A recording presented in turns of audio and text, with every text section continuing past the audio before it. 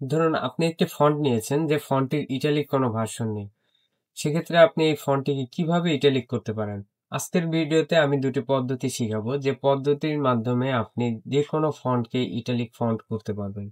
এর জন্য প্রথম যে ওয়েটা আছে সেটা হলো ফার্স্ট অফ অল আমরা যাব উইন্ডোজ থেকে যাব আমরা প্রপার্টিসে। প্রপার্টিসে গিয়ে এখানে ট্রান্সফর্মের এখানে দেখবেন 3 ডট আছে। 3 ডটে এখানে শেয়ারের যে অপশন আছে এখানে আপনি কিছু ভ্যালু বাড়িয়ে দিবেন।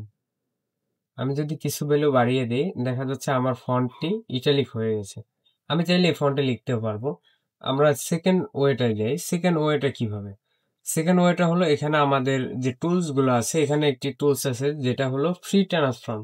এই ফ্রি ট্রান্সফর্ম টুলটা যদি আমি সিলেক্ট করে আমি চাইলে এই ফন্টটিকে আবার আগের রূপেও আনতে পারি বা ইটালিক করতে পারি। আবার এই ফন্টে আমি যেকোনো টেক্সট আবার লিখতেও পারি।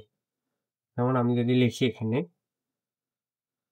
আমার সোনার বাংলা, বা এটাতেও আমি লিখতে পারতেছি আমার সোনার